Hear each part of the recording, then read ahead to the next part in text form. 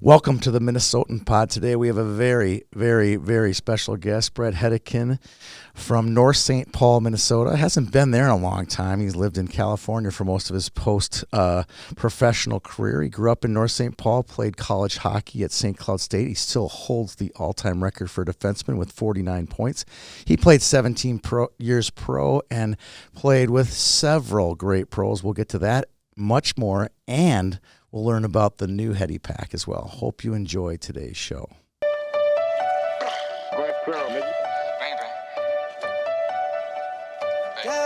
You need to stay up out the streets if you can't take the heat.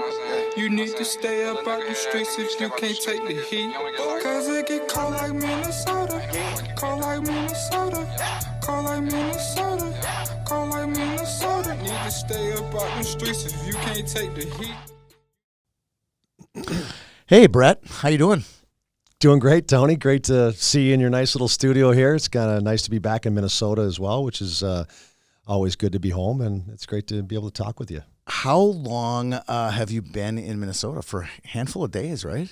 Got in here at 8 a.m. in the morning on Saturday, and Hockey Day Minnesota was Thursday, Friday, Saturday, and Sunday, so I was able to really partake in Saturday's events and then Sunday's events. So and you heard you were hand assembling bags. You hand assembled 399 out of 400 of those bags. I'm really happy that I wish I could have helped out. My mom, my dad, my sister, Stop Kelly. it. They really helped out before I got here. I couldn't do it. I mean, it all had to come in here to Minnesota. We had to get some sponsors embroidered onto the bags. Yep. Tons of great sponsors that were nice enough to donate their money to be able to give these kids an opportunity at having something to memorialize or memorize or whatever what you want to say. Yeah. To be able to have something to take home afterwards, a patch on a backpack that they can remember the great event of here Hockey Day Minnesota. So it was a lot of fun. And was this your first one? This was my first time I've been a part of it. Yeah, and my first time I've seen. And you got to see how the sleeves rolled up. If you're if you're in the vendor section and you're handing out bags to players, you're seeing the bowels of how hard it is to pull off something like they pulled off this weekend. Yeah, if you went and watched the games and you saw that traveling camera that Bally's had on there from both sides, and you could see the puck going down and they're trailing the play, and you can see all that. And then all of the stands and the ice was in great condition there, and all the little places where the athletes got dressed, and then the tents and all the things that people were able to do, the VIP tent. I know from the guys I had worked with, Nick Guzzo and Mike Schwartz and all of the Hockey Day Minnesota staff that put this together for over a year. I mean, you're name dropping now, right? The volunteer, they'll be happy with it. Guzzo and Schwartz are great guys. Yeah, and it's good. It was good to kind of get to know them at a higher level, and then to see the work that goes into these things. It's all volunteer. Yeah, it's so impressive. Let's get into it. There's so much ground to cover. I always tell people, the older you are, the more interesting the story. And you're a couple years younger than me, but I think your story is going to be fascinating for kids to hear. People, WCHA fans to hear, NHL fans to hear, just hockey people in general. I think they're going to be excited to hear about it. And I know they're going to be excited to hear about these bags too, because I'm like a little kid. They think they're the coolest things ever. These are going to be the hockey jackets that you and I wore, exactly. Minneapolis West hockey and North St. Paul hockey jackets. But we're going to basically make those into backpacks. I mean, you remember those jackets when we had the patches that went on the jackets? I mean, anybody that's Hat-trick, our ages, right? Yeah, the hat tricks, the silver stick tournaments, to all the different places we played. I mean, that's what we had back in the day, and I still have all of my patches that were pulled off my jacket. And really? My mom took them and put them on a quilt that still lives up in my lake house in northern Minnesota. Gull Lake, right? Gull Lake. I go home and I see my blanket that's sitting over one of my couches, and it sparks so many great memories of my youth and growing up in Minnesota. And yeah, it's going to be the new letter jacket or whatever you want to say here for kids in Minnesota for hockey. I love it. We'll get to that more later. It's so funny you talk about those patches. It's almost soothing, right? Like when you see that quilt, it's like it's soothing. Like, oh, I remember that tournament. We took third. Like third is so lame now these days, but like we finished third in a tournament. Like that was cool. We were third out of like 16 teams. There's just so many memories come back. Like the popcorn, the all the different smells in a rink would just, those patches give off all of those feelings. All of those feelings. The hotels that you'd stay in, the Yes. parents would stay in, and they'd be having fun and being a part of the whole weekend festivities. Times that you're down in a game and you came back to tie it in the third and win. I mean, those are memories I can still remember of a game that we had that a screw fell off of one of the kids' helmet, and the Zamboni picked it up, and we were down by 3 goals going into the third. And because the screw then messed up the ice, they had to take more time to fix it. No way. So that gave us a little more time to regroup, and the other team kind of got cold. Got stale. And we came out guns blazing. We ended up 1 goal, 2 goal, 3 goal. We tied up and ended up winning the hockey game, win the championship. And those are the things that, you can still, like you say, those patches bring back the thoughts of that. I have a lot of memories of just teams that we beat. We met via Tom Chorsky, so we had a chance basically in youth hockey against anybody. Like Lila, when you have a guy who's bigger, stronger, faster, more skilled, right? Yeah. So it was fun to play youth hockey with him because we just beat Edina, or we just beat this team, and it was great. Do you have any memories as a kid growing up, like my North St. Paul team beat these guys, or this group, it was hard to beat, we always beat those guys? Because mine was Snuggie, and I've told Dave this 70 to 80 times how we beat them in the district semifinals. He was Hopkins Lindbergh.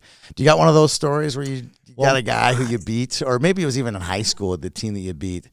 I think the one thing that comes to mind, you'd hate to say a losing game comes to mind, but it was we had such a good season my senior year that we had to play Park Center on the crossover, and we outshot them 51-20.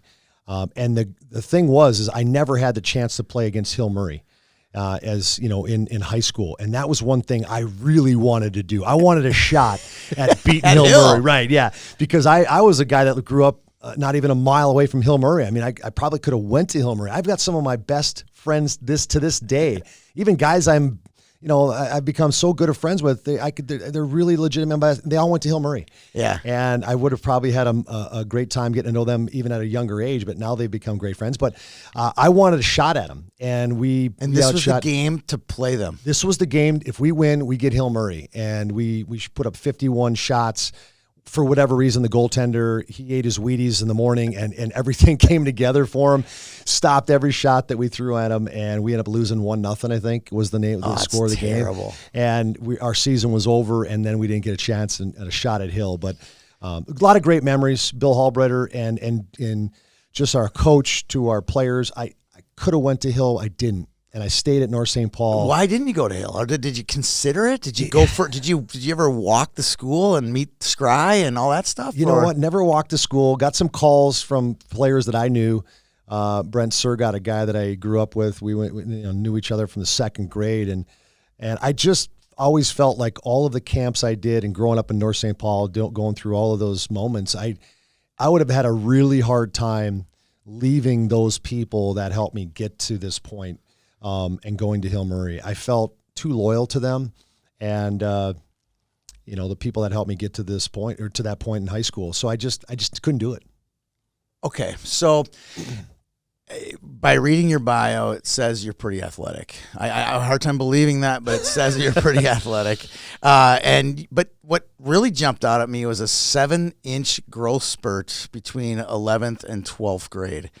What's going on in your body? Were you like 5'2", 5'3", and went to 5'10", or was this, what did you go to and from in that span? And was your body just aching or what? I don't remember my body aching. I knew I was growing because people, on my 16th birthday, I put 5'6", 135 pounds on my license. That's what it said. Say it again, 5'6", wow. 135, and I think I was obviously fabricating my weight. I think I was probably 130, which 5 pounds. I was really stretching it. And by the time I was 17, I was 6'2". So I remember teachers coming up to me in school saying, "What? Did you grow like 2 inches yesterday?" Right. I had multiple teachers telling me that in school that year, but. That was an interesting. I had these big hands and big feet, and my mom and my dad 6'1". That was big back then. Yeah, and he's 6'1" and a good athlete, and and I was just this little kid, basically knowing that maybe there was going to be a moment that I was going to hit this growth spurt, and I finally did as a junior. So you played football, but weren't big enough to play like your sophomore and junior year. Walk through going back to football. Was contact one of your things? Growing up, we had incredible youth teams that I played on. We won championships all the time, and I was a quarterback. And the coaches I had were really good at teaching just the fundamentals of football. And we always seemed to have just teams, no matter who we had that, get selected to a particular team. We just seemed to pull it together because of the coaches, because of the athletes the limited amount of them, but we had enough to get there. And I always just loved football for whatever reason. It was one of those things I always really enjoyed. But those 2 years were my sophomore and junior year where I felt like I'm going to get hurt here. I played soccer, but I really, after growing that, those 6-7 inches, I said I really wanted to go back and finish up my senior year. Did you play quarterback too? I didn't play quarterback. I went to slot back. We had a really great quarterback, Brent Killen, who was a heck of an athlete, went on to play baseball in college and even some minor league pro baseball. But anyway, so he was a great athlete, great quarterback. I did slot back. I think I had one touchdown during the season. Really? Homecoming night, I ended up getting slot back. So you were like probably the guy that was like the decoy a lot. Yeah, right? Running out the routes and ran some balls too, but caught a lot of balls that year. Had a lot of fun. Just one of those things. I'm really happy that I went back and played football my senior year. So one of the things we talked about before we started, you said at 10 years old, I knew I wanted to play college hockey or beyond high school. How does a kid, what was it? Were you that good? Was it that just a drive? What do you think was in your head when you were 10, 11 years old thinking that? I remember sitting down on the carpet, leaned up against the couch with my dad as the 1980 Olympic team. Here we go. I love it. Won the gold medal in Lake Placid. And I remember saying, that's what I want to do. I want to become an Olympian. And I think that kind of inertia that just was plugged into my head, you don't know how you're going to do it. And at a 10-year-old kid, you don't know what that journey looks like. But that's the initial spark that happened for me that said, I want to become an Olympian someday. And then you start to think as you get a couple years older, well, how am I going to do that? Well, I think the best way for me to do that is become a college player, go to college. Because I had two of my cousins, Dan and Pat Goff, they ended up, they were a couple of my idols growing up. Right. One was a tall defenseman, Pat, and then his brother Dan was a couple years younger. Where'd they play? They played at Roseville. Okay. And they both got scholarships to Michigan, and I just remember, wow, they're Wolverines. They went to college, and that was something that I really put out there, is that I know I had to work hard to become a college athlete first if I ever wanted a shot at an Olympic team. Right. And so I was smart enough to know that I knew I had to take some steps to get there, not knowing if I'd ever make it. And I think that's something that I think a lot of kids need to know, is that it's good to put big dreams out there. Right. And then it's good to kind of take a strategy on how you might get there and then just start to chip away. Things like this, they don't happen overnight. No. And they got to just take some time, and you have to be focused. I do remember when guys were going out, maybe partying in high school, whatever they were doing, I was going to the gym. Yeah. And I was committed to trying to, to be honest with you, get out of North St. Paul. Yeah. I wanted to get out of my hometown, right? I wanted to do something bigger. I want to go to college. I want to experience that. And that's how it started for me, this journey. Okay. I'm glad you brought up the Olympics, because I tell this story all the time. It's kind of a twofold statement, but I watch women's hockey now, and I love how they've developed and how they're getting there, and now there's professionals. And I always tell people, they always ask, why are you so excited? I'm like, well, when I was 12, I watched my childhood idols, Eric Strobel and Neil Broughton and Rob McClanahan, all these kids that grew up in my town, go win the world. They would win. They won the world championship. They won the gold medal in the Olympics, and then they went and played pro hockey like it was easy. Like, here's Stave Kristoff and Broughton playing in the pros, and it was like, I liken that to what's going to happen with women hockey. They're all going to be playing in the Olympics, and they'll be playing pros, and it was such an inspiration for me to watch American-born players not just win gold, but just go on and play pro hockey. And they literally set the table for you guys. Yeah, absolutely. All those kids that were in the late 70s, early 80s, they were looking up to them and going, now I see Broughton do it. If Broughton can do it, I can do it. I can do it. I tell you, every guy on that 92 Olympic team that I ended up playing on, every one of them could probably tell you this exact story of that moment where they were when they saw the Olympic team win gold in 1980. A lot of us were 10 years old, 11 years old, or 9 years old. Where were you on that Friday? Where were you on Sunday? I love asking you that. Just in our house in North St. Paul where I grew up. Yep. And I can still, it was a split entry where you go upstairs. I can still see the living room that we sat on. We could still see the TV. I know the couch, and I can just visualize it. It's there. Yeah. On Friday, because it was in the afternoon, we had a district playoff game, and Chor and I were every other year. So this was the year he was a Bantam and I was a second-year Pee-wee. And so he had nothing to do at 4 o'clock on a Friday, so he came to my game. And we drive over to Augsburg, and we're listening on the radio, on WCCO. And between period break, either between the first and second or second, third, we come off the ice, and he ruined it. He's like, we won. We beat the Russians. And I don't really remember what happened in my hockey game after that. I was just thrilled, and then we watched together on Sunday morning at my house and just went absolutely bonkers.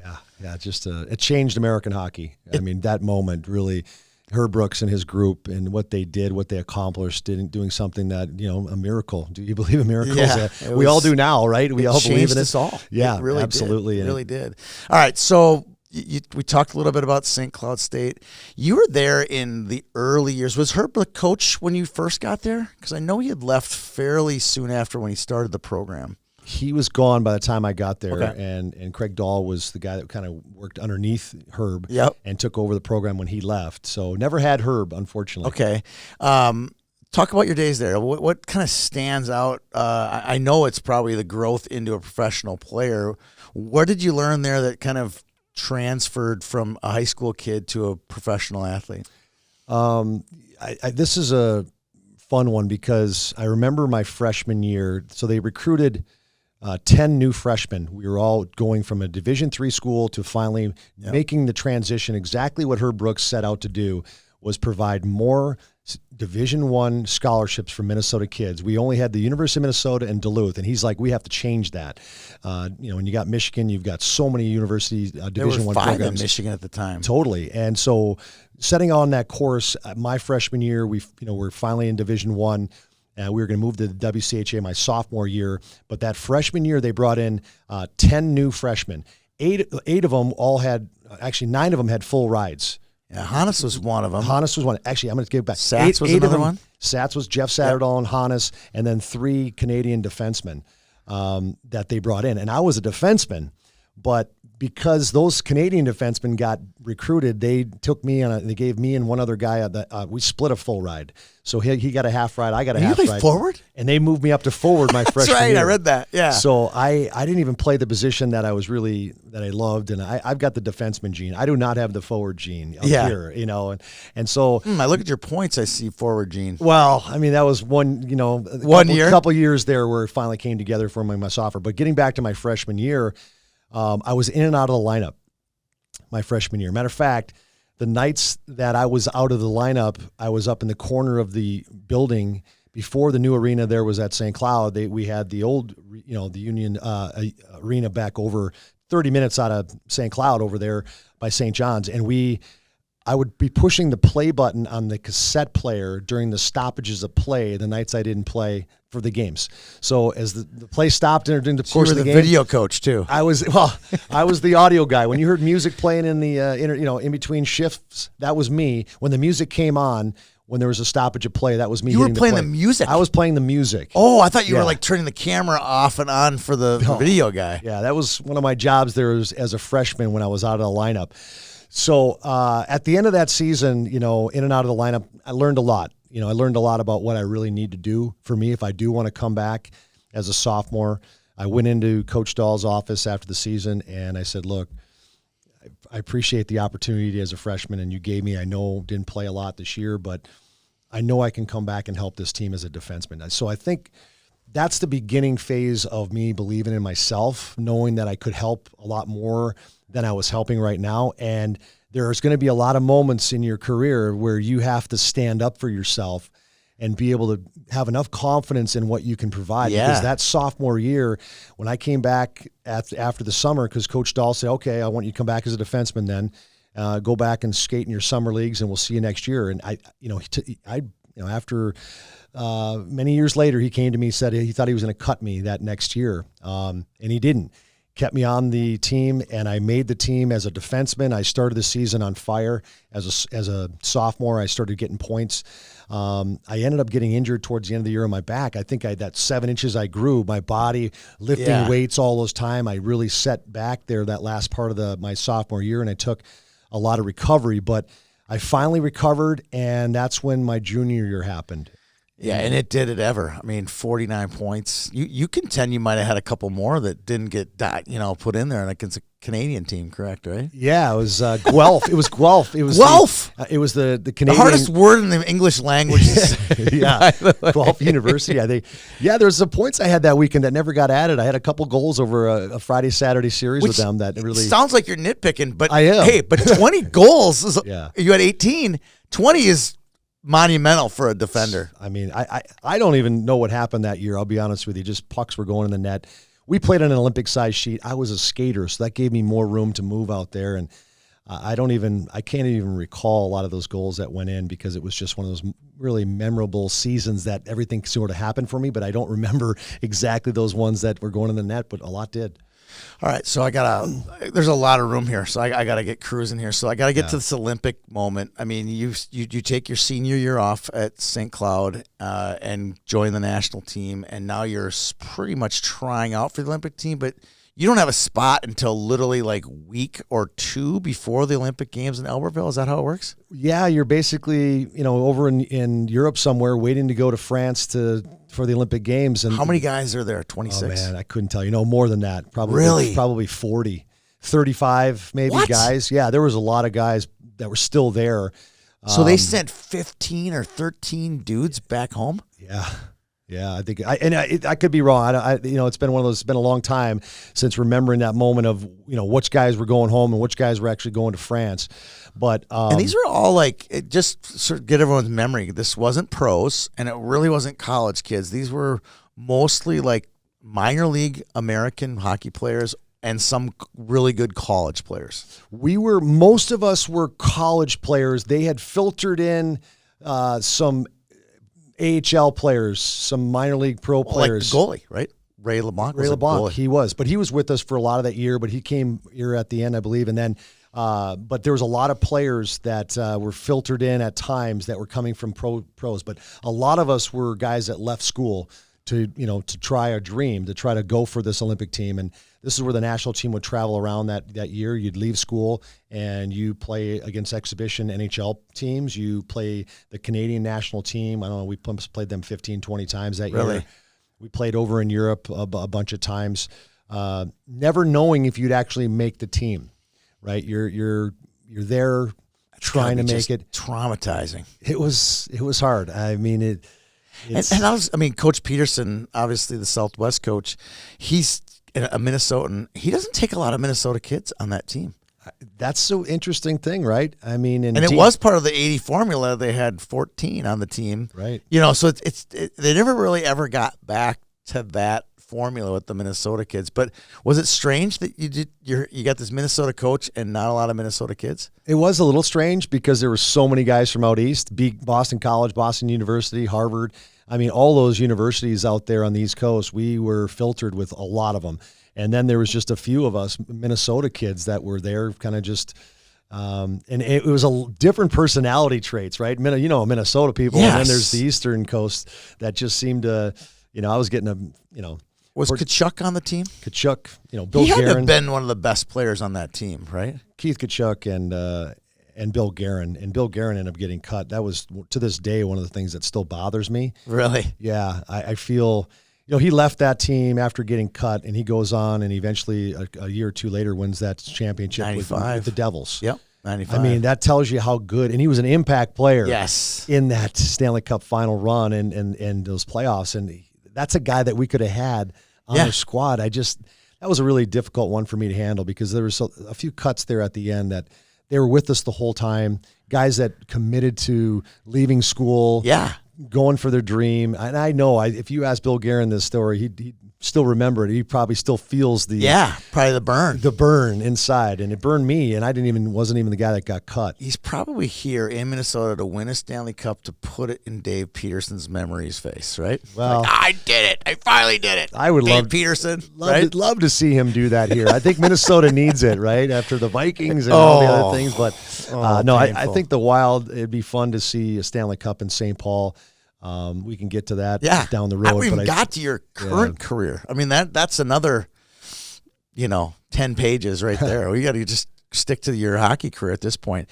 You guys had a hell of a run in Albertville, real close. I mean, LeBlanc was close to being a folk hero. I mean, I looked at his stats today, 94 save percentage, 941 save percentage, pre-butterfly. That's almost impossible if you think about it. Yeah, I remember people in America, hearing this goaltender playing great. I remember seeing pictures of his mask in the USA Today when you got like whatever that, you're seeing all the different articles about him. And, you're just locked into the moment. You're really not paying attention, but you knew our goaltender was playing great.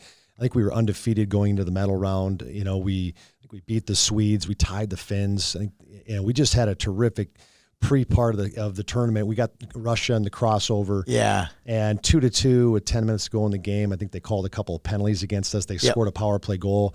And really the game was over. We had to come back. I think it was a night game, and we had to come back earlier afternoon, the following day or whatever it was, an earlier game to play the bronze medal game. And I think tough. Yeah, it was tough. We weren't as rested. They were, and we got pounded 5-1. And just like that, you're not taking home a medal. And it's one of those things that still bothers me because I think – I've always wanted to become an Olympic medalist, but I'm very, very proud of, that journey as a 10-year-old, not knowing how I'd get there to become an Olympian. Walking into opening ceremonies was something that was really special. I'm going to get to that, the Olympic part of it, because one of the things I did a pod with Dave Snuggerud, and he talked about his experience in '88. And one of the things that he talked about there was meeting and seeing the other athletes prepare, right? So he's talking to, figure skaters and speed skaters and bobsledders and all these people who this is their sole job. And he goes, I'm just a hockey player. I played at Hopkins High School and played for the Gophers. I never really considered myself a world-class athlete. Meanwhile, he's having lunch with these world-class athletes. Well, and that was his kind of Olympic memory. Like, it really taught him a lot. What was the thing that maybe you learned or biggest memory other than one of the figure skaters coming over and taking a selfie with you? But other than that, what were some of the things that kind of jumped out at you from that first Olympics? Yeah, I think seeing all the Winter Olympians in our camp and them eating and you're around them and you can see just kind of the aura of some of these skiers and some of the other hockey players that you knew that were great hockey players, and you can see them eating, taking care of themselves, preparing. And I remember even Colorado Springs going there and being part of that whole thing and seeing the different athletes that were Americans that were so focused on just making it in the Olympic Games. So I think those things all, you start to kind of piece those things together and what you need to do to try to learn every day. Take every day as a day an opportunity to learn. I was blown away because I started, as Snuggie was telling me this, I started to imagine like skiers and, how fit they were. He just talked about how fit and how professional they were compared to, he goes, us other 19 schlubs playing college hockey. We were bums compared to the rest of the crew there. We were by far the guys in the worst condition. But everybody knew who we were, because we were on the hockey team. Yeah, the hockey players. But, and we have a different sport. You can train all you want, but you got to get on that ice, and you got to get up and down the ice. And any hockey player listening is going to tell you that there's nothing you can do but skate to really get yourself into great condition to handle the ice. So after this, we could go through all of your teams. I mean, there's some amazing runs. You were on the Canucks is it 94 or 94 against the Rangers, right? Yeah. So arguably one of the greatest series. You said greatest series of all time. It's I would say it's in the top 3. It's up there. I mean, people have talked about that Stanley Cup Finals, when the Rangers, they hadn't won since 1940. people are chanting that when they were playing the Devils, and is it going to haunt them? Is it going to come back? And all these these hexes that are on the Rangers. But I was in New York during that era. I was telling you about that off air, and there would be jerseys at Madison Square Garden, and it would say 40 on the back. Instead of saying Johnson on the collar, it would say "When next." Yeah, that's there was lots of those Lots "When of next" that. jerseys. But So to be a part of that would be. I know you lost the Stanley Cup final in heartbreaking fashion, but to watch it all unfold must have been kind of cool. Yeah, there's so many great moments of that Stanley Cup run. I think, Pat Quinn, this big Irish coach that we had, was really special for me. I just remember this big arm coming around me when I first joined the Canucks, and he just said to me, he goes, how you doing, kid? And I said, well, I got to get my confidence back, Right. And he was a guy that kind of said, well, don't worry, I'm going to teach you defense. I'm going to get you playing some great hockey and just, break you down to the basics here of what you can do to be a good hockey player in the NHL. And that was kind of the very first coach in the NHL that really I felt like, holy cow, this guy's, he's got my back. He cares for me. And can see some of the value that I could bring to a hockey team. And that was the beginning of really, I thought, my NHL career. Even though I started with the Blues, drafted by the Blues, played a few years there. When I finally got traded to Vancouver, it was walking in that locker room for the first time, feeling different. There's something different about that room and about the people of that room. And that first round of against the Calgary Flames, we were the 8th seed. They were the number 1 seed. And we went into Calgary, and I say I think this. his team was 500 that year. We were just above 500. Yeah. But the trade that me, Jeff Brown, Nathan Lafayette all got traded at the end of the season towards there. They had signed Peter Nedved. I don't want to get too in the weeds here, but Nedved went to St. Louis as a restricted free agent, and they said, hey, for compensation, Vancouver wants Brendan Shanahan. Well, the arbitrator said, no, that's not a fair trade, Nedved for Shanahan. We're going to take Janney. Craig Janney then says, hey, I'm going to go home. Well, then at the trade deadline, Janney gets traded back to St. Louis, and me, Jeff Brown, and Nathan Lafayette all go to Vancouver. So they didn't have 3 guys before the season. All of a sudden, you interject 2 defensemen that me and Jeff Brown played together, and Nathan Lafayette was on the 4th line and a really great grinder type of player. And all of a sudden, they had 3 more guys in their lineup. But that first round in the playoff series against Calgary, I always say I went in a boy and I came out a man.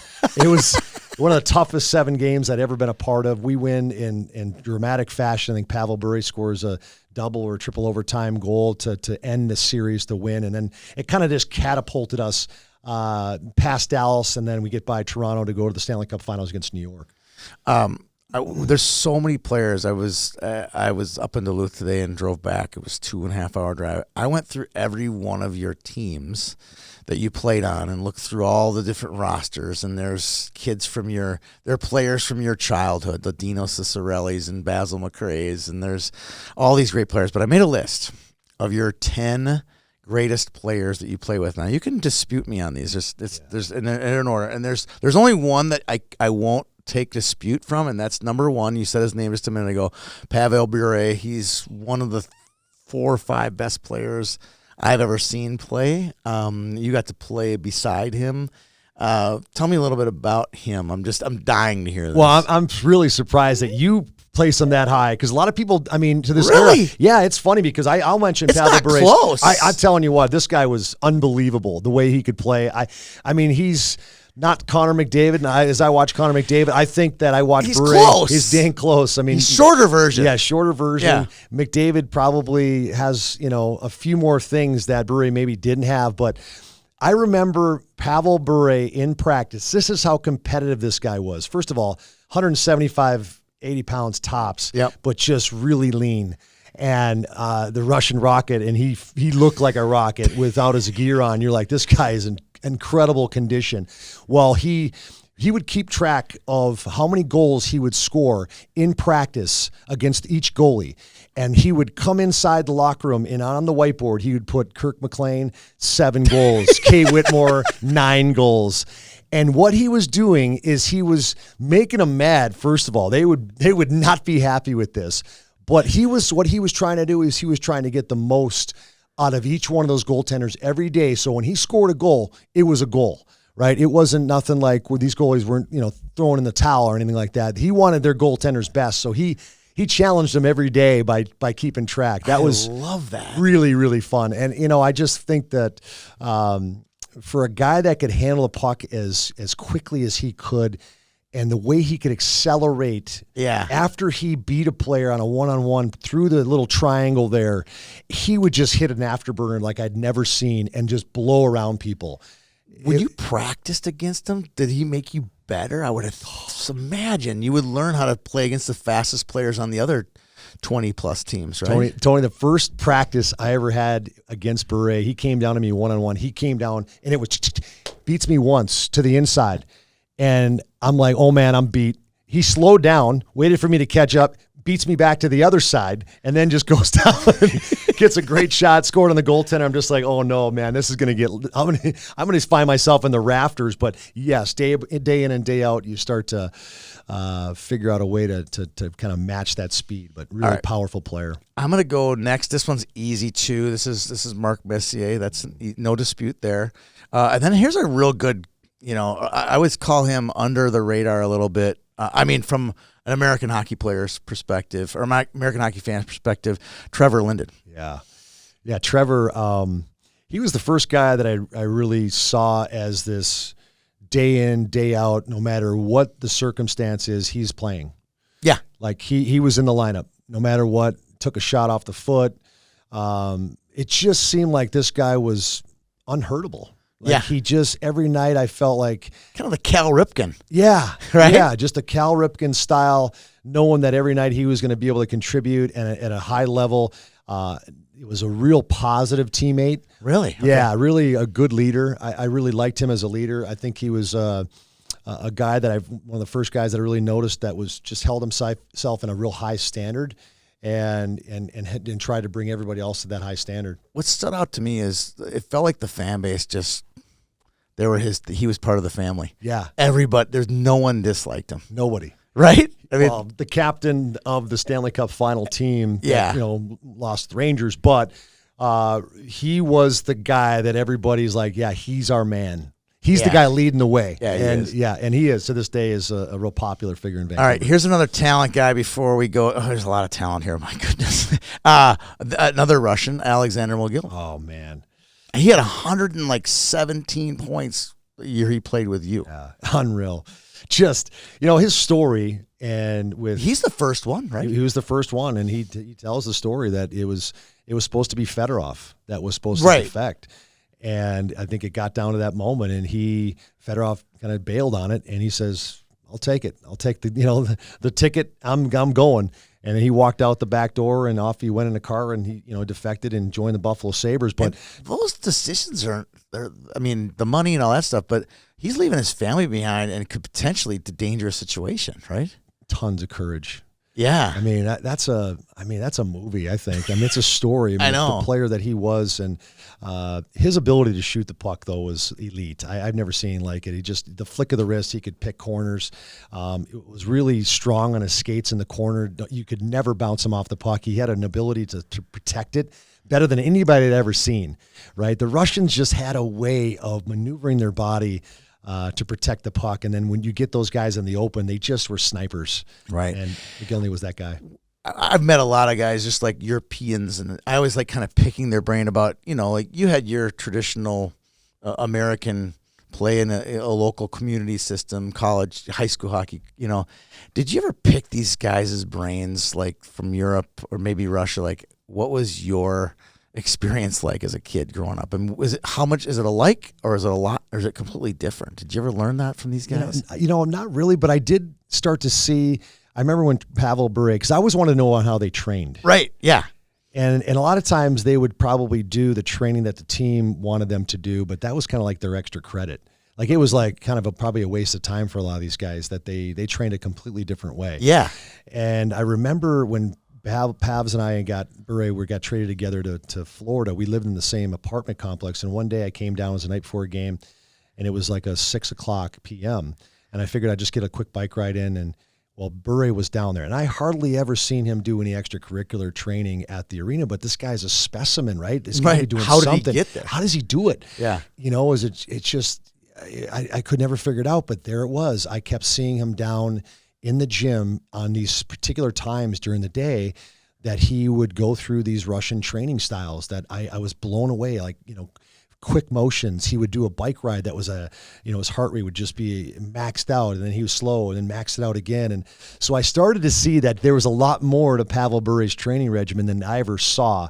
Right. That was at just the by rink. luck, just right? by luck, just by kind of being down in these moments in time. But really fun to see different ways that guys got to where they were. And Pavel, without question, one of those guys for me that was really fun to play with. All right, I'm going to buzz through some more of these. Rod Brind'Amour. We'll get to Stanley Cup in a minute, so we'll save him.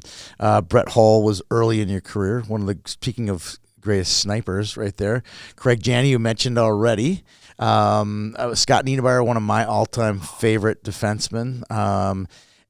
Chris Pronger, another great defenseman, and then finally Brendan Shanahan. So you've mentioned a few of these guys already. That's 10. I think I'm missing one or two. Who did I leave off this immaculate list of 10 players? Oh man. Well, Justin Williams, Mr. Game 7. Yeah. I think he's a guy. Martin Jelena is another guy that for me, I had him twice. Once in the 94 run with Vancouver, Martin Jelena, a guy you wouldn't even, maybe think about as a great player. But, I think he won a Stanley Cup in Edmonton. Then he comes to Vancouver, helps us, one of the main guys, staples that gets us to the Stanley Cup finals. And then I get traded to Carolina in 2002. And guess who's in that locker room? Marty Jelena.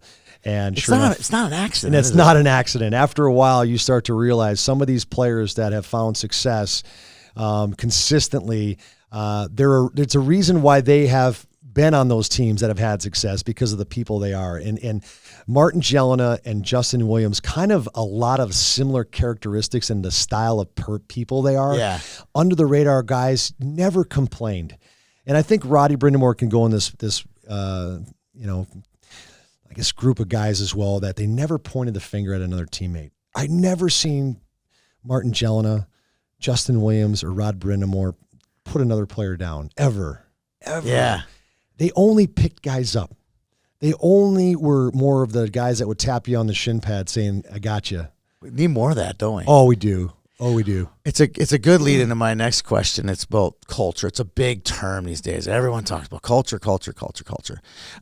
When was a moment like you talked to me a little bit before we started? Like, what's a sign of good culture for you? Like when you played in a lot of years, so you saw a lot of. I'm sure you saw some toxic stuff. We don't want to go there, but when was that moment like this culture's? And I know it's probably gonna be a Stanley Cup year, but what was that one little thing where that tip off to you as a player that the culture is gonna be good? I kind of knew the culture was good in Vancouver before I even got there, because when we played the Canucks, we got our butt kicked up in Vancouver. I was playing with the St. Louis Blues, and I circled that calendar next time I played the Canucks to make sure I was ready to play, and I was going to impress them. And because you just never know, you might get traded. I want to leave a mark. I want to make sure they know I played in this hockey game. Really? And then I end up getting traded there. And the very first game was the game that, against the LA Kings, that Wayne Gretzky breaks the all-time scoring record. And I remember in the first period, I turned a puck over, and I think it ended up in the back of the net. And I remember being in that locker room, and this is my first game as a Vancouver Canuck. And I'm thinking, pizza man, delivery, yeah, Bret Hedican. I'm telling you, it's one of those moments that you just go, it just still hurts my heart. But I remember after that period was over, I had Trevor Linden, Martin Jelena, Jeff Courtnall, the leadership guys in that room come over and tap me on the shin pads and say, hey, kid, don't worry, we got your back. And I just remember, that just almost choked me up thinking about that moment, because it's one of those things that as a young kid, a 24-year-old kid trying to learn his way in the NHL, trying to get some confidence and trying to start over in a new environment. Yeah, it's tough. It was tough, right? And I think that whole thing made me realize early what selflessness, what a good teammate looks like. And sure enough, those early signs that I saw playing against them, the early signs I knew from this tapping me on the shin pad, trying to pick me up after a tough moment, those are the signs that I knew would take this team a long way, and sure enough, it did. It did. Okay. All right. I went through some lists here. I want to have some fun now. Just ask you some off-the-cuff player questions. Who's the best locker room guy? The guy who's just like, Oh, man, he's so much fun to be on the team. And I don't mean like clown, but just a guy who really brought levity to the team, and just the guy you think back. Like, that's the guy. That's the guy. Well, Sean Hill, he was a Duluth guy. 2002, that Stanley Cup team in Carolina. He really was a fun guy in the locker room, always kept it light. Adrian Aucoin, really funny character. I don't know if he ever was. I'd never seen him serious ever in a locker room. Yeah, always seemed like he was a comedian. There's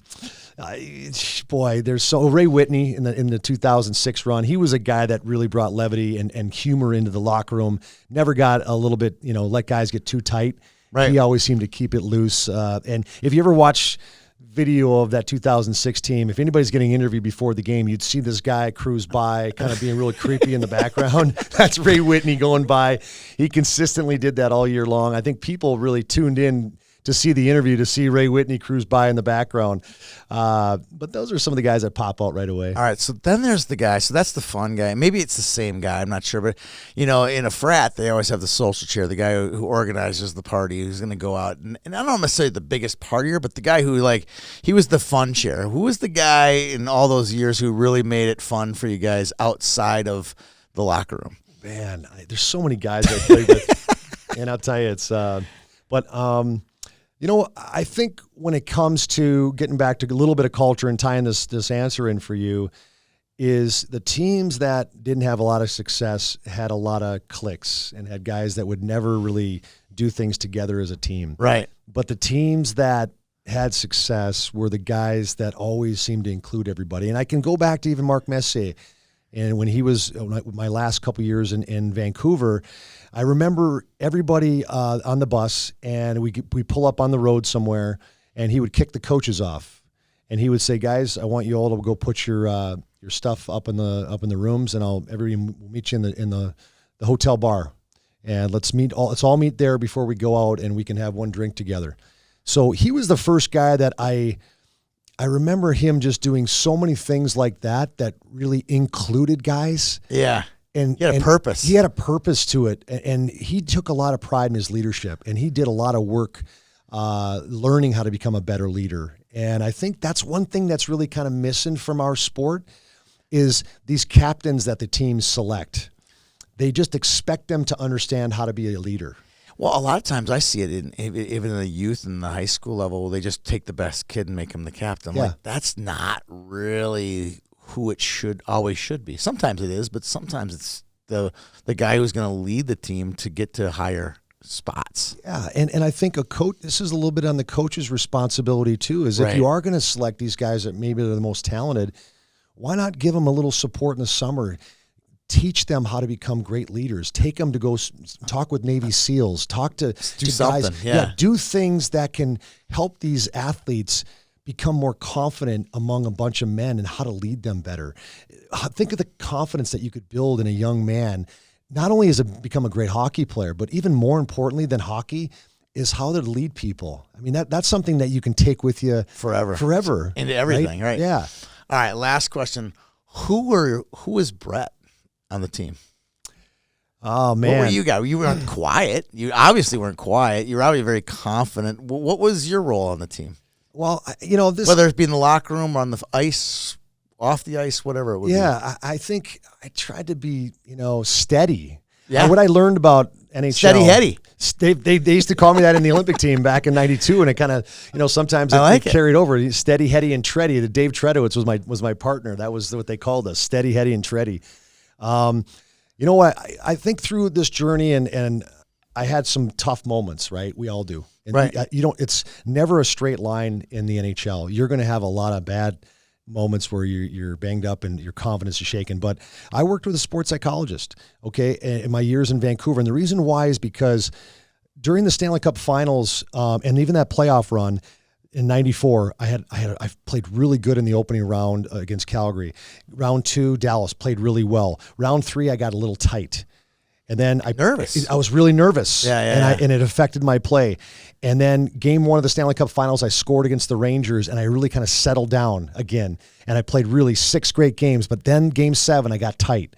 I got nervous between the biggest game of my life, right? Yeah. I mean, it's normal, right? But when you're an athlete, you kind of start to go, well, at least this is what I did. And if anybody can take something from this, I think there's something to it, is you have to ask yourself these questions of why did that happen? Right. Why did I get a little bit tight? Right. And did I have the tools to combat that? And really, I never did. Nobody ever taught me these tools. And so I went after that moment, worked with a sports psychologist, and I'm getting back to your question of who I was, is he ended up teaching me who I really was after some discussion and figuring out who this player is that I need to be to become an effective player. And I really, from that point on, I had a difficult coach in Mike Keenan, who really played mind games with me and ended up trading me from Vancouver. And I remember that gut punch when he pulled me aside in Dallas. I'll never forget this, when he traded me to Florida. And I looked at him in the eye, and he was playing mind games with me. And this is after he traded me. And I'm asking myself, how does a coach affect me by the way he's treating me? That should never happen. No. That's the old one. If I'm pointing the finger at Mike Keenan, I got to look at the three fingers pointing back at myself, knowing if he's affecting me, that's on me. Yeah. Right. So from that moment on, and even I started this sports psychology before Mike Keenan, but when he traded me to Florida, I really doubled down on the sports psychology and spending time every day doing reps of not only breathing, learning how to meditate in the breathing sort of thing, but also seeing myself doing things at a high level and simplifying who I was as a player. This is really important for kids to understand. Everybody wants to be this and this and this and this, and they want to do all the things out there on the ice, when really, if they just broke it down into 2 or 3 things that they do well and really perfected those 2 or 3 things, they become a lot more confident in who they are, and they become a heck of a lot more effective player when they step on the ice. And I think that was the beginning of my sports psychology kind of track. That's pretty cool. I wasn't planning on talking about this. I want to go a step further on this. Do you think that is what propelled you from a 8 to 10 year guy to a 17-year guy? 100%. 100%. If you can imagine that moment Mike Keenan trades me, and 3 years later, I've got thousands of mental reps that I've done every day, because I committed that moment that Mike traded me. I remember talking to him like you and I right now. I said, Mike, I'm never going to forget this the rest of my life. Do you hear me? I'm literally pointing my finger at this guy. You're hot. I was hot. And I said, this will never happen again. No coach will ever control this ever again. I said, you know what? Maybe our paths will cross again someday. Well, 3 years later, in the thousands of reps that I started doing on a daily basis, they fire our coach in Florida. And guess who they hire? No. Mike Keenan. And I'm sorry to laugh. Well, that's scary. What you were how you laughed is how I started laughing, because I was laughing for every guy, the trainers to the doctors, to this guy is going to come in guns a-blazing, but this time ain't going to get me. I was like, bring it on. Come on. I can't wait for you to step in here and even try it. And that's how confident I was, right? So, and that's what those reps can do for you. And how do you prolong a career? Absolutely. You got to take control of this mental TV. There's going to be a lot of moments where the channel pops into your head that gets negative, you get self-doubt, and you got to learn how to pick up the channel turner like you do on a TV and change the channel back to your power channel. And I learned how to do that very effectively and very good. And so when Mike Keenan walked in there, and this is where the story gets fun, because this time he knew he couldn't touch me mentally. And he played the snot out of me. He played me so much. I actually couldn't play as much as he wanted me to. Every night I'm like, holy man, I'm tapped out. Right. But there came a moment where I was going to become an unrestricted free agent in Florida. They were going to trade me. I wasn't going to re-sign there. And sure enough, I get pulled into the office. Hey, Bret, Mike Keenan wants to see you in the training room, right? And so this is where it's amazing. He pulls me in. At this point, did you have a lot of one-on-ones with him? He just knew he couldn't touch me, and we had good conversations like we could have right now. I mean, he was not a problem. He knew he could trust me, and he pulls me in there in that office. He says, Bret, I just want to say I can't believe I'm really happy, and the way you played for me was unbelievable. We made a trade today, and we traded you to the Carolina Hurricanes. They're a playoff team. They have a chance to go for the Stanley Cup. I wish you the best of luck. And he reaches out his hand. He goes, and you know what? He goes, maybe our paths will cross again someday. I mean, he remembered that moment 3 years earlier when he traded me, and I had my finger pointed at him, and he remembered that moment. And so it kind of jolted me when he said it, because you think that a coach like that, with all of the things that he's been talked about as being Iron Mike, But I think deep down, he's still got a little bit of that, he remembers things like that. But sure enough, I think that sports psychology for me helped me in 2002 Stanley Cup run, but really it kept telling me, reminding me, I keep going with the sports psychology run, because when I talk to kids about this whole idea of motivational speaking that I've done a little bit of, but I start at the end. It's the Stanley Cup Finals, Game 7 of the Stanley Cup Finals. It's the goalie is pulled. It's 6-on-5. Oilers got 6 players on the ice. Yeah. The Carolina Hurricanes have 5. I remember it. Pisani, yeah. What an opportunity, right? Yeah. And the goalie's pulled with Rod Brindamore taking the draw, Eric Stahl, this phenomenal rookie at the time. You guys all know him from the Wild. Bay. Justin Williams, they call him Mr. Game 7. And then me and Mike Commodore are out there to ice the game with a 2-1 game. And the puck is dropped, and it's lost back to Chris Pronger on the right point for Edmonton. He tries to thread it down the right side. It gets blocked. It goes back to Pronger on the right side. Now I kind of settle into this soft area covering 2 guys at the same time. He tries to get the puck by me along the boards. And in this moment of time, biggest game of my life, biggest moment, it comes off the glass, and I knock it out of the air. I settle it down, and I give the puck to Eric Stahl. Eric Stahl takes it on a backhand, gives it to Justin Williams, who splits the defense and goes down and scores in the empty net, and we ice the game 3-1 in the Stanley Cup Finals in Game 7. Now, I start at the end when I talk about motivational speaking, because knocking that puck out of the air was not an accident. No. It took a lot of mental reps and a lot of failures along the way that taught me how to breathe, that taught me how to visualize, that taught me how to bring my heart rate down. I used to do juggling, counting down from 100 as I watched a hockey game, as I jumped back and forth, to get my brain to understand how I could do more things at the same time. Chaos, you watch right? In chaos and multitasking, get the nervous system connected to the body. And I look at Connor McDavid. He's at the elite level of a processor, a computer processor. Yes. He's got the highest processor that's capable right out there. That's where I needed to get better at as throughout my career. But when I started to work at those things, work on the sports psychology, I started knocking pucks all down all the time. I was able to play big minutes in hockey games and big moments because I was able to breathe. I think what you're trying to say is that puck in midair looked really slow to you, right? Yep. And it was easier to knock it out of the air because you had trained yourself. Because I had trained myself. I like that. In that moment, I was ready for it because of some of the things in 94 of getting tight, a little bit tight before Game 7, right? And knowing even in the conference final, I got tight. I didn't play as well. But me telling myself, at least asking the question, why did that happen? I think that's what athletes need to do. They need to self-assess. Yeah, all the time. Champions self-assess. Great athletes, great competitors will always ask themselves, hey, what do I need to work on? Be honest with yourself and then go after it, right? It's funny. My kids give me a hard time for listening to my podcast. Like, what a loser. You listen to a podcast. I'm like, no, I'm actually trying to make it better. Yeah, you know what I mean? It's the same kind of thing. I'm like, my voice actually makes me cringe. I go, listening for an hour really is painful, but I do want to hear how you can ask questions better, how you can do all those things together. I'm glad that you brought this. You had all the detail of that Game 7, because I was going to ask you this question, and I can't remember. Is it Alec Martinez? What was the guy's name who scored the game winner for the Kings? Something. Yeah. Is it Alec? Alec Martinez, yeah.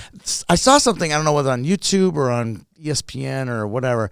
It talked about his game-winning goal. They went back all the steps, back to the trades, back to this, all the different things that went into, like it was like 100 steps, how they got to that goal. And meaning the point was, it wasn't just Alec Martinez on the back door. Yeah. It was all the rebound that came out when he scored. Yeah, just back door. It was easy. It looked easy, but all the steps that it took the Kings to get there, it goes to the same thing you talked about. So, and I think it was kind of a jubilation thing as well. And here's your jubilation that goes in. It's 3-1. This kid from North St. Paul who watches the Olympic Games. It's kind of all comes, all those emotions have to come showering down, right, for you in that game? Yeah, just coming back to the bench, and Glenn Wesley was on the bench at the time. Tears were flowing down his eyes, and never won a Stanley Cup after 20 years in the NHL, and he's looking at me, and I'm looking at Wes, and I'm grabbing him. He goes, Hedy, we did it. We did it. We're Stanley Cup champions, and that's something that'll always I'll always look back at that moment and just never forget it. And then Roddy got the Stanley Cup from Gary Bettman, and he gave it to Wesley, and then Wesley passed it to me. Really? And, it's just he called my name out, Wesley did, and we just had such a great relationship, him and I, all those years of us playing together. But I just think those things, all those things flood back into your head of the people that helped you, the people that believed in you, the coaches that gave you a little bit of confidence when you really needed it. I mean, Paul Maurice was a guy that 2002 Cup team in Carolina, he did the same thing for me when he pulled me in the office. When I first got traded the very first day, I was a -3 the night before in Florida, and I remember coming in the locker room afterwards, and I go, man, I was a -3 tonight. I had a great hockey game. I played really, really well, but I had nothing to show for it but a -3. I get traded the next day, as the Keenan story goes, and I find myself in Carolina, and he pulls me in this office, and it's just me and him. He goes, Hedy, man, I'm really excited to have you. He goes, I can't even believe we got this trade. And he was like, you could see he was excited. I'm like, man, this guy's excited. I mean, and he goes, I watched your game last night. And I went, oh no. And he goes, you were a -3. I go, yeah, I know. He goes, I thought you had a hell of a hockey game. I thought you played unbelievable. And that's when and he goes, I don't care if you ever score a goal for me. I really don't. He said, I love the way you play defense. I love the way you go back and get the puck and move it efficiently and quickly out of our own zone. He goes, if you can do that for me, Hedy, I'll tell you what, man, we're going to have a lot of fun. And that was like, I almost felt like a bunch of clouds over my head just parted, and the sun came down, and it's like somebody could finally appreciate what I could provide. And he knew in detail. And maybe it was those mental reps of understanding, hey, I want to become an unbeatable defenseman, be a great breakout, break the puck out well. Those were my A and B. Those are my staples of what I needed to do.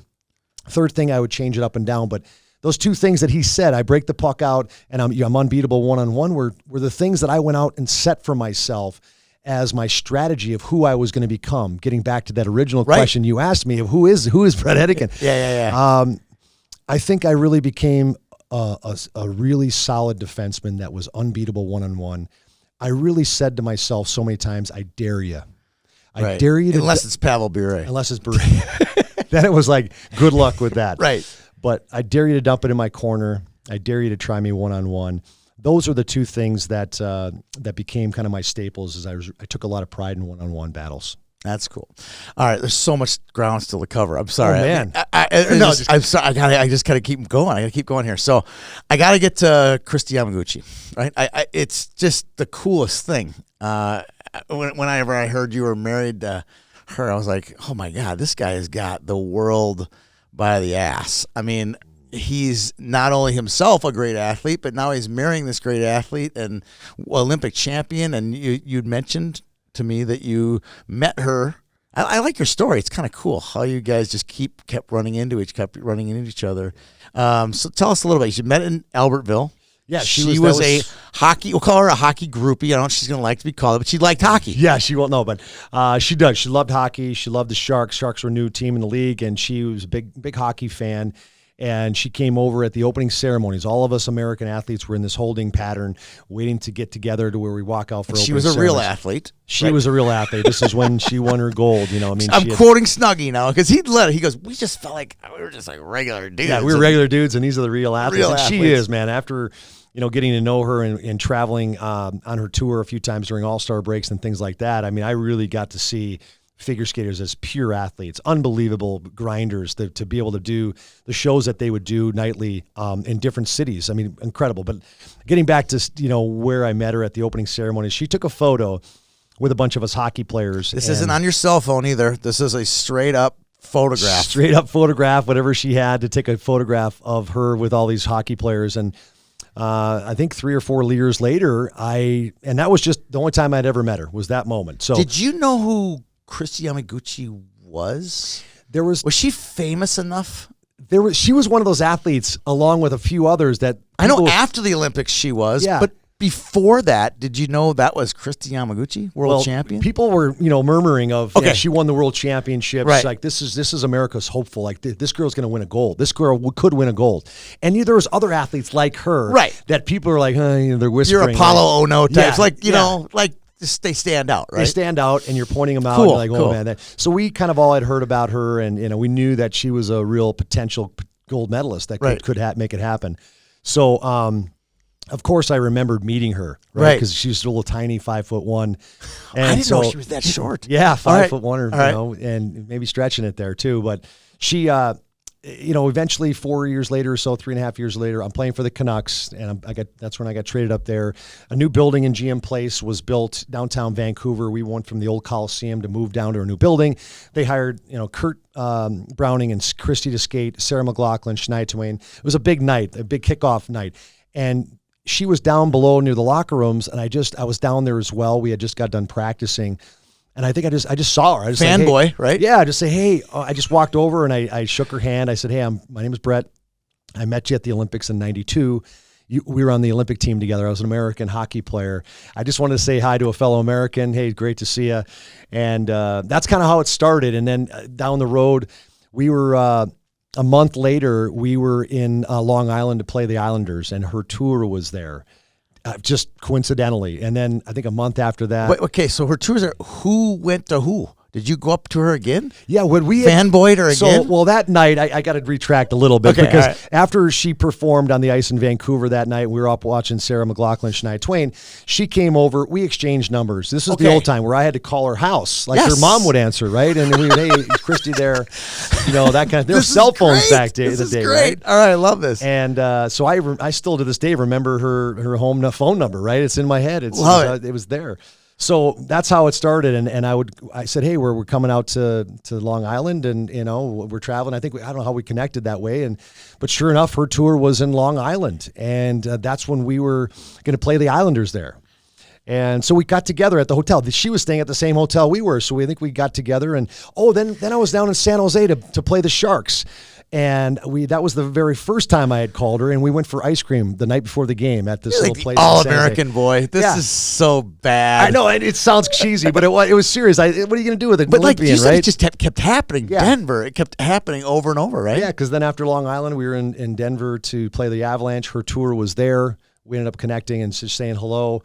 And then I think that's how it really began, the friendship. And then we, became more than friends after that season where her tour ended in Seattle. She drove up to see me play a game, and then my season was ended. I think we went to Whistler. She had never been.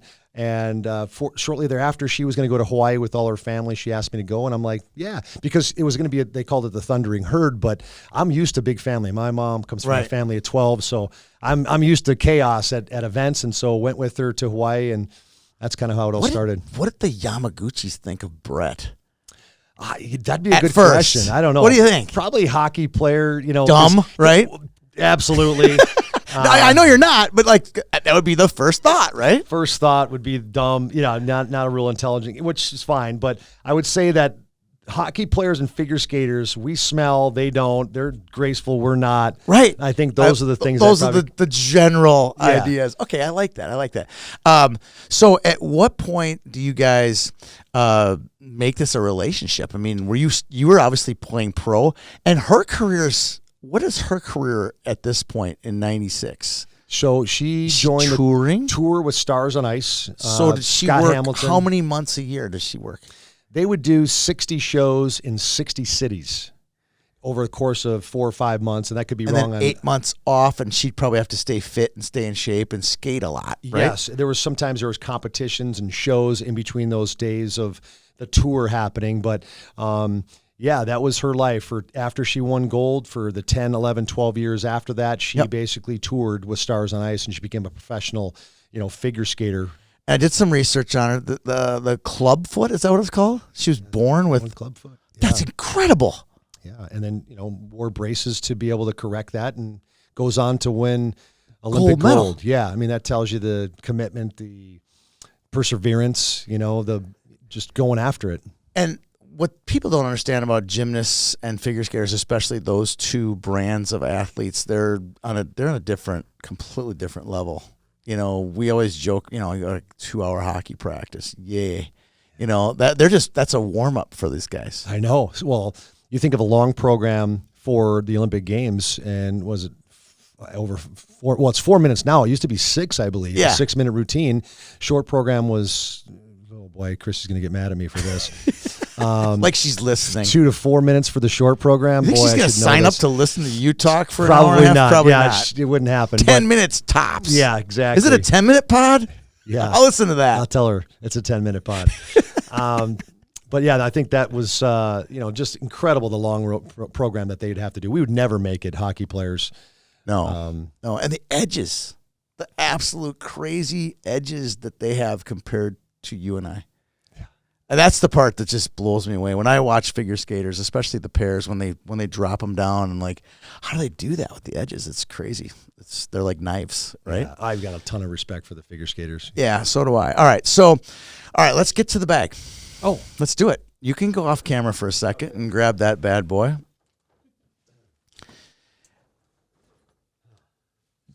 Do you have any idea that, like, you're at this point in your life, you're 52, right? You've had an excellent career as a player. We haven't even talked about the broadcasting. By the way, just so you know, when you were doing your little description there of the sideboards, I think you got some play-by-play in you. I really do. Oh, I think you do. You're like, yeah, off to the left wing, back to, to Williams. He cuts it out to like, you're not color, man. No, you're play-by-play. chance. That was smooth. Not a chance. I can do that little snippet, but not for a 60-minute hard. hockey game. Very difficult to do. Very difficult to do. Very good. Let's do quick San Jose Sharks, your career in the booth. How long? Let's just give so they know that you're doing this, and then I want to get to the bag. So Okay. tell us what you do in your day job. Day job is I'm color commentator for the San Jose Sharks. All 82? All 80. Well, we do about 75 because TNT or You get some ESPN, snagged by National. Exactly. National comes in and takes a bunch from us. But then I do half radio, half TV. Drew Amenda and Randy Hahn and myself, we kind of all rotate. Obviously, Randy's the constant there for the play-by-play, but Drew and I will do like 2 or 3 games in a row, and then we'll go over to radio or vice versa. You just alternate. We just alternate. I think it's terrific for our fans. Drew was more of a coach. I was the player, to get the perspective to our fan, to be able to listen to both of us in different. It's cool. It's cool. I think it's great for our fans to have that. And do you different decide, perspective. or is it assigned? It's assigned by our crew. So they'll say you're doing these two, you're doing these two. Yep. And do you care if it's radio or TV? No, I love both. I really enjoy radio, where you can get into the minutia. You can kind of talk a little more storytelling. You get a little more time to just discuss things. Where TV is more quick hits. You got to get in and out. It's a lot more difficult. I agree. I would say. TV, because that's what I do. And sometimes I have a color guy. Sometimes I'm the play-by-play guy. And like, you only have a certain amount of seconds. That's right. Right? That's right. Literally, after It's an internal clock. yes. Okay. So your color, right? So color is the minute the whistle blows, the play-by-play guy wants a break. He wants to get a sip of water. You're his 6 second between the puck being handed to the referee and puck drop. And then you got to get 6 to 8 seconds, and you got to get out before he gets back on to describe the next set of plays, right? Yeah, when that puck is in the offensive zones, both sides, you got to take the ball. You got to hand the ball to Randy or your play-by-play guy, because they want the ball. If that puck goes in the net, it's his goal call. And you're talking, that's not a good thing. Any young broadcaster learning this business, stop talking when the puck is in scoring areas, because if I'm calling a game and someone is standing on my goal call, I will smash their knuckles. I was like, "Oh, I'm calling this goal." And I don't even. It doesn't have to be the call, but it's just the point of like, this is the moment where we call the goal. And then I'm a guy. I don't know about your partners, but I'm also the guy that once the goal's scored, I want that screaming parents, that screaming crowd to tell the story of how exciting this is. I don't need the color guy telling me, Williams just dropped it to Smith and Smith pumped it in. Let's let that thing wait. Let them go through their little caterpillar line, and then that's your cue. When the caterpillar line starts, that's when I want you to describe what the heck just happened. That's exactly what we typically do on TV, man. I lay out completely. Let it breathe. Yes. Let the call happen. Even if Randy calls it, I even kind of look over at Randy or even Dan when he's calling it to when they want to really finish it, and then they know all of a sudden now the replay starts. And when the replay starts, you got that monitor in front of you. I don't have one of those fancy things. Yeah. That's the life of a NHL guy is great. How long, now that we've talked about all of it, how long have you been doing this, and how did you get your start? Well, tell me how long, and then how did you get your start? I've been doing it now, been retired since 2009. It's now 2023, so I've been doing this over 10 years. I've been doing Did you have a break? I had, no, not, well, I did pre and post game right after I retired, Comcast Sportsnet, like Bally Sports in here in Minnesota. I did Comcast Sportsnet California doing the pre and post game for the Sharks for a little window of time. I would do home and road. I would go into the studio in San Francisco. You still had an 82. No, I wouldn't do all the games. I would only do partial. But over a while, I started doing a lot more because they're like, hey, Bret, we think you can do this. And over the course of that first 3 or 4 years, I started doing more and more pre and post on Comcast Sportsnet. Through that time, Randy and Drew were still calling games for the Sharks way back then. They interjected me a couple nights on Inside the Glass. And that's when they're like, I think you could maybe do some color on TV or radio, right? So I got interjected into the broadcast that way. Then I needed to jump in on the radio. I did the Olympic Games in Sochi on the radio. And then national, like Westwood One kind of thing? Westwood One, exactly. And then I just started getting some reps in all these times. And then finally I got hired to do the radio for the Sharks. And that parlayed into, falling into doing some TV for them as well. And then now I do both TV and radio, as I discussed. You have 2 daughters, and obviously Christy. What do they think of this? Like, is this just winter Bret? I think so. Well, I think this is always a challenge because I always say, do they want to see a dad that they've never seen really work, right? They saw me as when we won the Stanley Cup, my youngest one, who is now 17, and my older one is in college. She's 19. They were 3 and 1 years old. And so our little one was sitting in the cup on the ice. Really? And so they don't really know me as a professional hockey player. Right. They were too young to really remember. So my point to that is now that I'm retired, and how are you supposed to tell your kid that, as we see the picture of, there it was, that's the photo of it. How are you supposed to tell your kids that you're still a hardworking father if I'm not working? So this is kind of my way of saying, hey, I have a purpose, I have a job, I take a lot of pride in it. I hope I'm professional, meaning I take a lot of time to prepare. And when I get in there to do my call, I'm ready. I treat it like I'm a hockey player. So I want them to be able to see me do something I like. Great answer. Yeah, and I think there's a lot to that, to show your kids that you're still having another. I went back and finished my degree the last couple years. I think that's something that I'm real proud of. Yeah. I'm proud that I can tell my 2 daughters I graduated from college, and they saw me do the work to get there, to graduate college. So those are the things that now that I'm beyond my years of them knowing me as a hockey player, I've tried to give them other things that I do that show them I'm continuing to work at things. Right. And for most part, if it's only 41 road games, it's not gone a lot. It's not bad. And I'm only working on the game days, right? I'm not working non-game days, which is great when I'm home, right? I'm completely home on the non-game days. Oh, this is so cool. I've had so much fun getting to know you. This is all right, let's talk about your daughters a little bit, right? 2 daughters, and I just got to ask for every lame-o human on the planet, and you said you've been asked this a million times, why aren't they wonderful figure skaters or awesome hockey players or just even speed skaters or something with all that gifted skating ability in their parents? Why didn't that happen? Or what was their trajectory? Well, my younger one, actually, first of all, we told them both, if you want to live in this house, you have to learn how to skate. That's just it. Oh, they did? Yeah, they both learned how to skate, but that didn't necessarily mean they were going to have to play hockey or be a figure skater. But my younger one ended up figure skating all the way up until COVID, and then she stepped away from it. Yeah, and she was actually a really good skater, and she still is. And, is she Olympian? No, but she really took a lot of pride in it. Could she have been something great? I think she could have. My older one, I think the biggest thing that we've wanted to be able to do with our kids is let them create their own story. Absolutely. And their own journey. Amen. Yeah. So I think it's been... People ask me all the time, are your kids going to work here? I'm like, no, I want them to go make their own version of themselves versus be another Christy or be another Bret. And now I'm so glad that we've allowed our older one, who now has gotten into acting and performing and doing plays, and she's at UCLA. It's no St. Cloud State, but it's pretty good. Right? UCLA? Yeah. Really. No St. Cloud.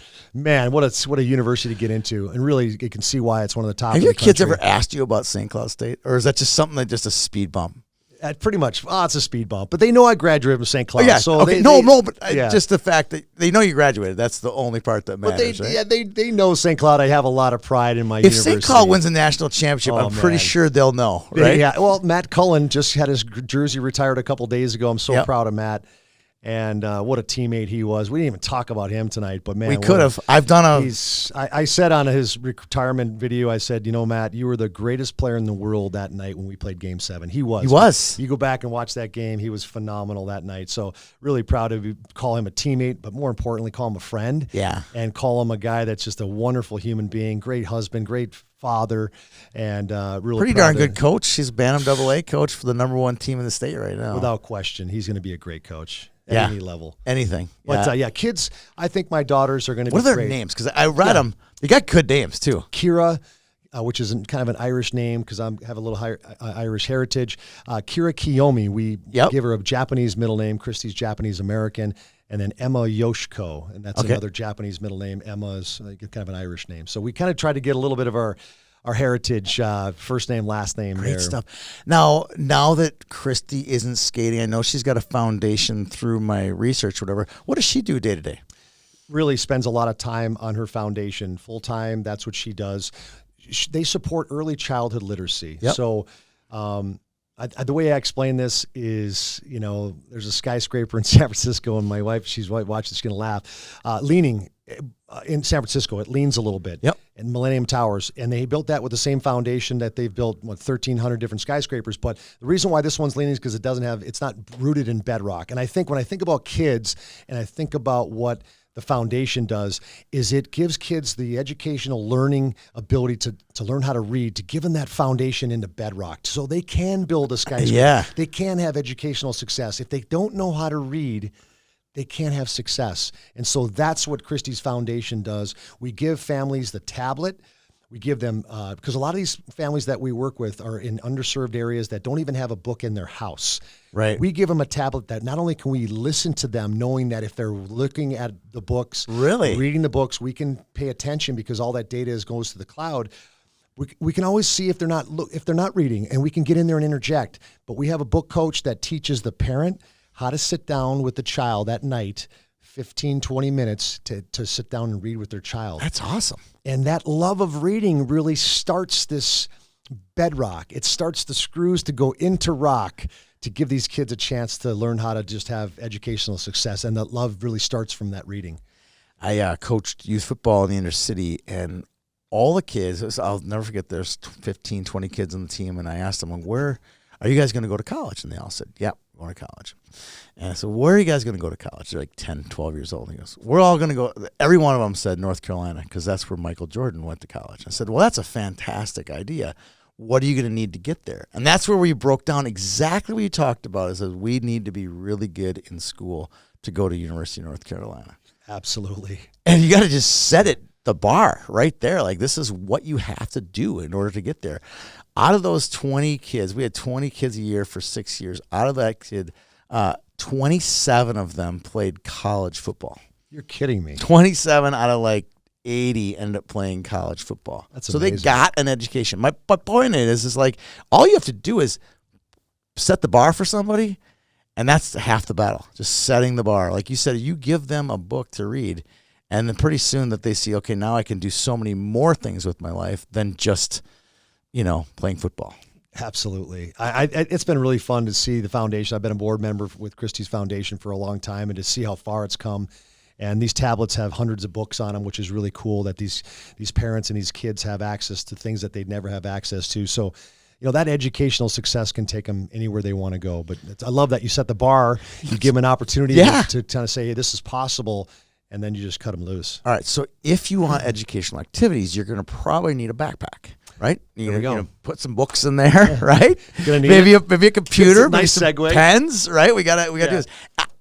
I'm not little. I was excited for this podcast, but I was kind of more excited for our listeners and myself to learn about how you go from color guy to this backpack. How did it just hit you?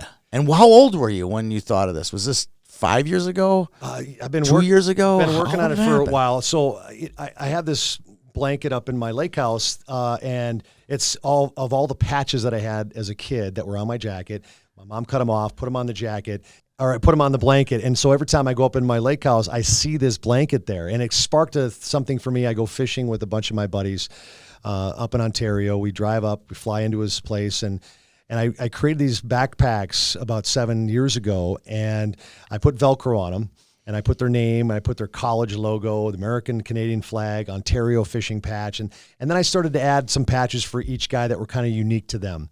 And then over the course of the last 7 years, and every time we were sitting down at dinner, I would collect a couple during the winter, and I would hand them out at night.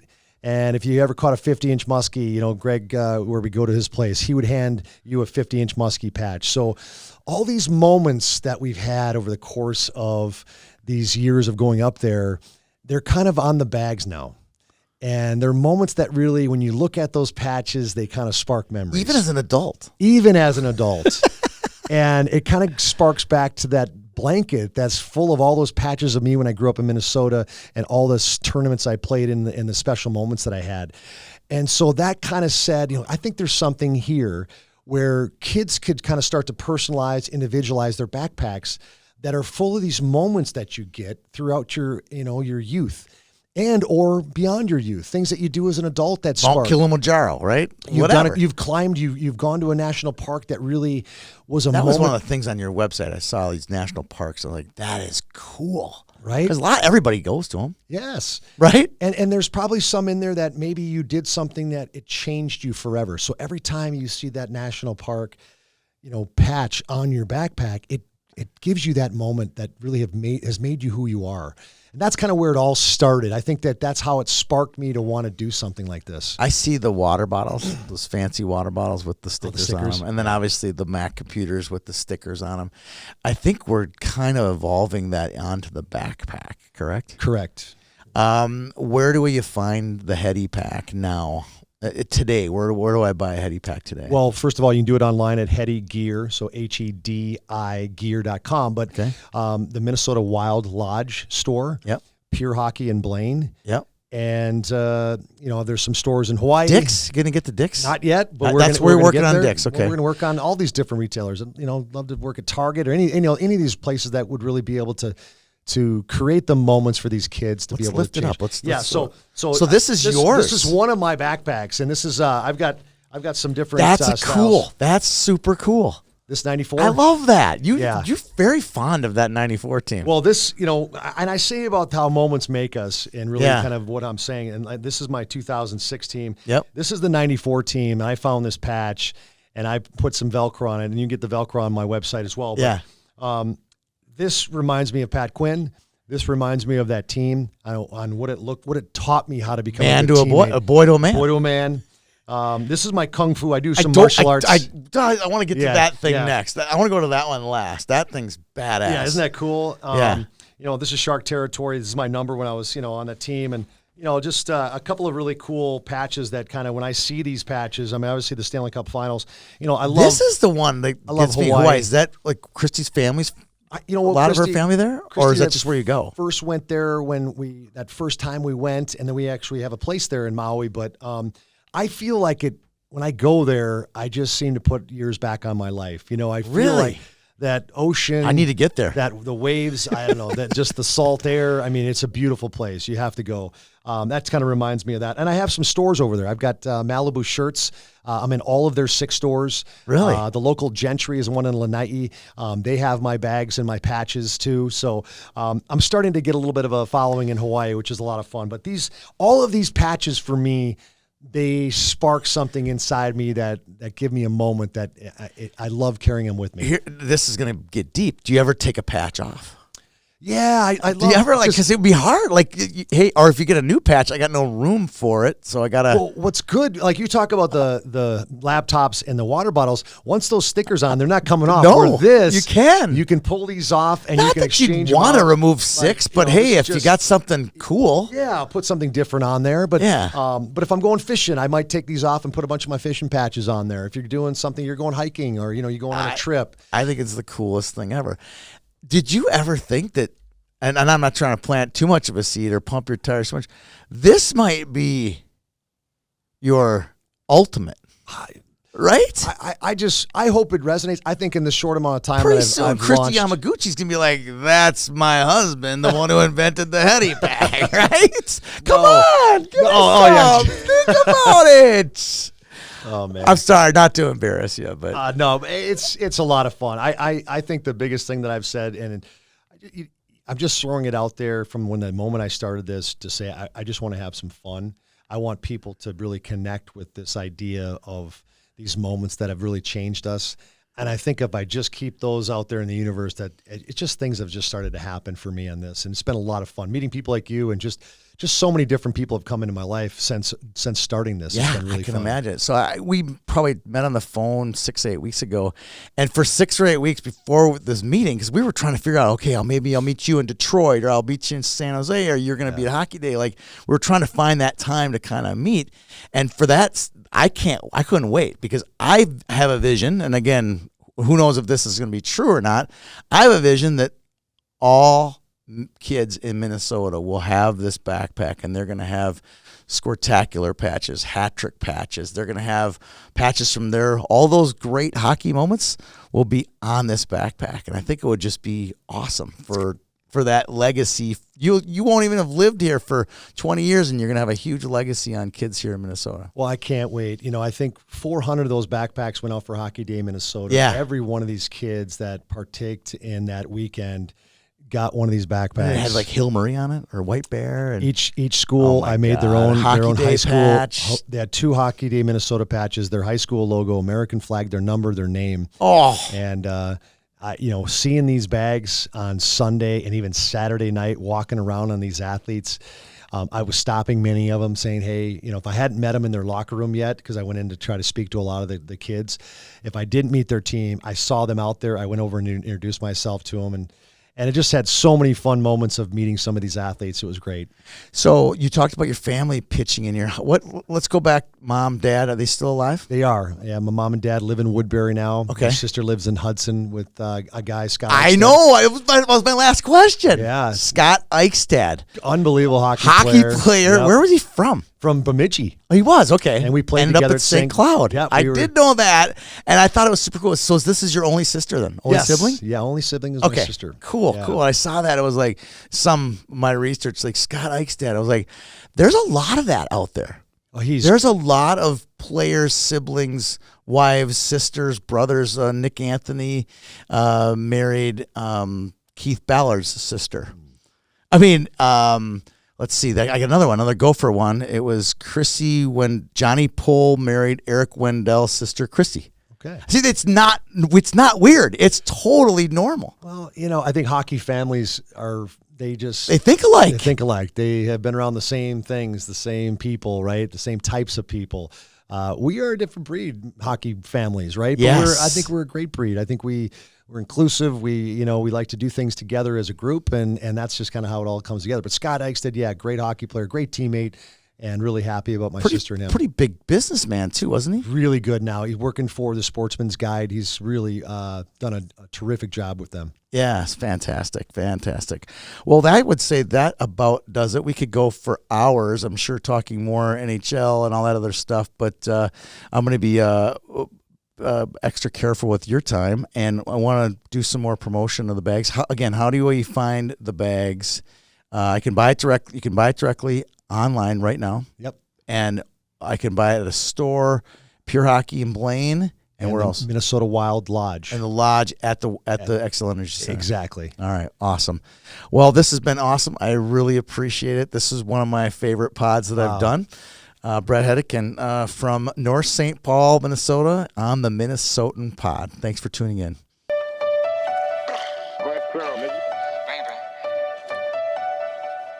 You need to stay up out the streets if you can't take the heat. You need to stay up out the streets if you can't take the heat. Cause it get cold like Minnesota.